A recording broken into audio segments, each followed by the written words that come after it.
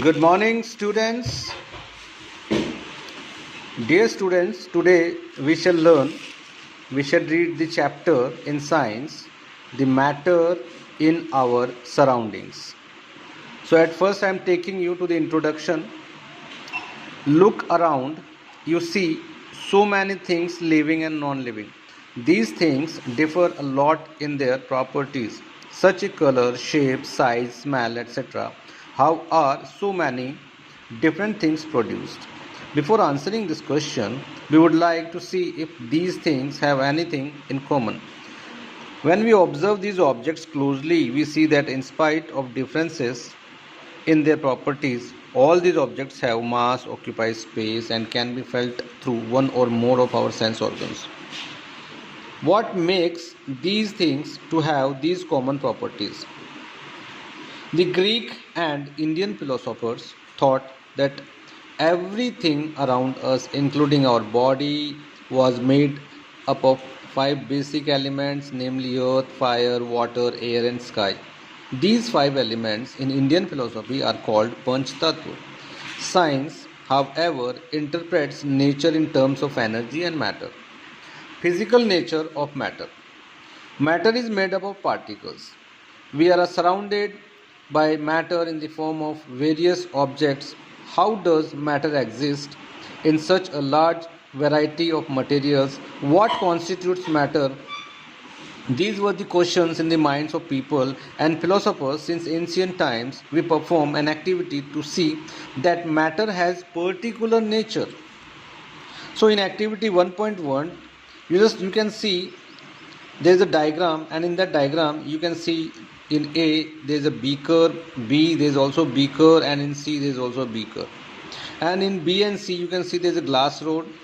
And so let us discuss about this activity. Take a 100 ml beaker. Fill half the beaker with water and mark the level of water. Dissolve some salt or sugar with the help of a glass rod. Observe any change in water level. What do you think has happened to the salt?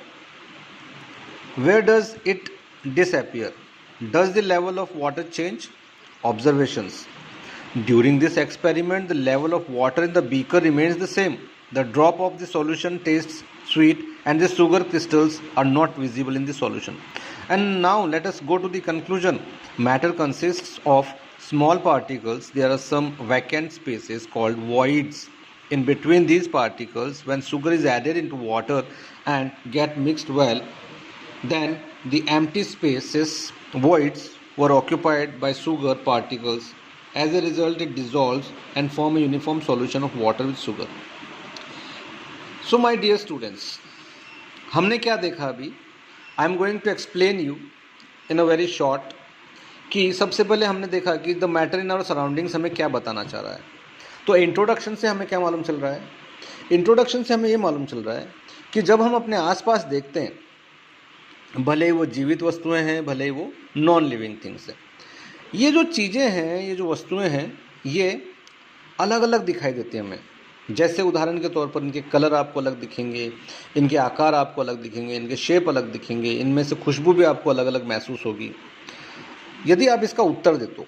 और यदि आप इसके अंदर देखें कि क्या कोई चीज़ common है इनके अंदर, तो जब हम इन चीज़ों को, इन वस्तुओं को जब हम बड़े ही ध्यान से देखते हैं, तो आपको क्या मालूम चलेगा कि ये अपनी प्रॉपर्टीज़ में डिफ़र करती हैं, लेकिन इनके पास में, सभी के पास में मास है, यानी कि वजन है इनके अंदर. ये कुछ ना कुछ जगह ऑक्यूपाई करती है, ठीक है. और किसी न किसी आपके जो सेंसरी ऑर्गन्स होते हैं उनसे आप इनको महसूस कर सकते हो. भले ही आप इनको स्मेल से, यानी कि सूंघ के आप इनको महसूस कर सकते हो, या फिर आप इनको टच करके महसूस कर सकते हो, या फिर इनको देख कर आप महसूस कर सकते हो.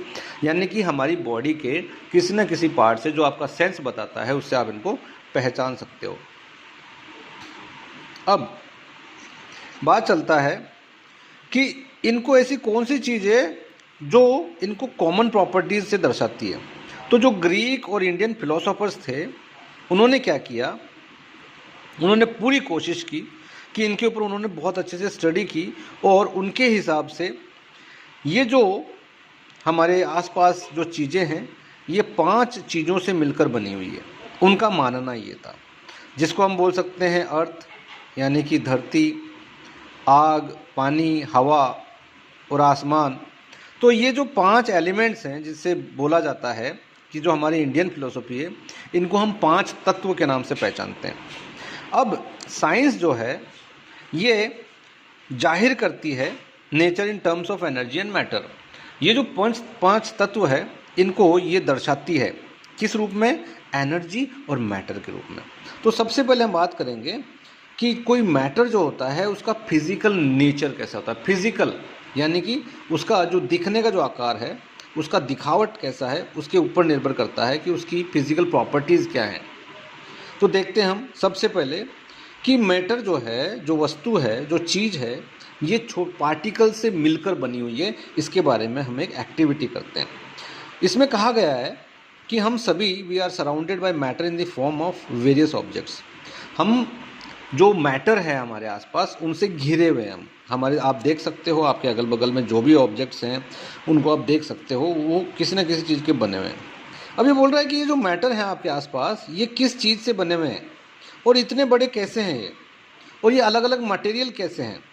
तो जो मैटर है वो किस चीज़ से बनता है वो हम देखते हैं। चलो हमारे दिमाग में आता है these were the questions in the minds of people and philosophers since ancient times. और यही सवाल हमारे दिमाग में काफ़ी समय से आ रहा है, आज से नहीं बहुत पुराने समय से आ रहा है। तो इसको समझने के लिए हम एक एक्टिविटी परफॉर्म करते हैं। तो देखते हैं उसमें क्या लिखा है कि इस नेचर को हम पहचानते हैं एक एक्टिविटी के ज़रिए। तो सबसे पहली एक्टिविटी जो है ये बता रही है कि हमें 3 बीकर लेने हैं अलग अलग। अब उन बीकर के अंदर आपको क्या करना है, 100 ml का बीकर लेना है और हर एक बीकर को आपको आधे पानी से भर देना है। एक बीकर को क्या करना है, आधे पानी से भर देना है और उस जहाँ पर उसका वाटर लेवल है उसको मार्क कर दो। अभी क्या करना है आपको, अब उसमें आप थोड़ा सा नमक या फिर चीनी, कोई भी चीज़ गिलास रोड से उसको मिक्सअप करो। अब आप उसके अंदर चेंज ऑब्जर्व करो। आप जब चेंज ऑब्जर्व करोगे तो आपको क्या लगेगा कि क्या होना चाहिए, नमक को या चीनी को। तो क्या वो जो नमक था या चीनी थी उसके अंदर वो कहाँ गायब हो गया, और क्या जो पानी का लेवल था उसमें कोई बदलाव आया। तो देखिए ऑब्जर्वेशंस में जब हम जाते हैं तो हम देखते हैं इस एक्सपेरिमेंट के दौरान जो पानी का लेवल है बीकर के अंदर वो सेम टू सेम है। यानी कि आपने चीनी मिलाई और चीनी मिलाने के बावजूद भी उस पानी का जो लेवल था वो ऊपर नहीं हुआ, यानी कि पानी वहीं का वहीं है। तो और जो ड्रॉप ऑफ सॉल्यूशन टेस्ट, जो सॉल्यूशन है उसकी जो बूंद है वो मीठी या फिर आपको जो आपने सॉल्ट डाली होगी या चीनी डाली होगी तो उसके स्वाद जो है या तो मीठा लगेगा या फिर आपको वो नमकीन लगेगा, लेकिन वो विजिबल नहीं है, उस सॉल्यूशन में आपको दिखाई नहीं देगा, गायब हो गया है वो। तो इससे हमें कंक्लूजन क्या मिलता है, परिणाम क्या मिलते हैं। परिणाम ये बोल रहा है कि इससे हमें ये मालूम चलता है कि मैटर जो है, जो वस्तु है, वो छोटे छोटे पार्टिकल से मिलकर बनी हुई है। और जब हमने वो मिलाया चीनी या फिर उसमें नमक मिलाया तो ये बोल रहा है कि उस पानी के अंदर छोटे छोटे छेद पहले से मौजूद थे जिनको हम बोलते हैं वॉइड्स। उनमें छोटे छोटे खाली जगह थी जिसके अंदर ये जो चीनी या फिर अपना शुगर या फिर अपना जो नमक था ये उन पार्टिकल्स में जाकर मिक्सअप हो गए, वहाँ पे अपने आप को जगह बना ली इन्होंने। यानी कि जो छोटे छोटे छेद पहले से अवेलेबल थे उनमें जाके ये बस गए। जब चीनी इसमें ऐड की गई तो ये उसके अंदर मिक्सअप हो गई और जो खाली जगह थी वॉइड्स के अंदर, यानी कि उस पानी के अंदर थोड़ी वो जो खाली जगह थी उस खाली जगह को इसने ऑक्यूपाई कर लिया, उस शुगर पार्टिकल्स ने उसको ऑक्यूपाई कर लिया। जिसका रिजल्ट क्या आया कि वो उसके अंदर डिसॉल्व हो गई, उसमें घुल गई और form a uniform solution of water with sugar, और एक उसने सॉल्यूशन तैयार कर लिया पानी का।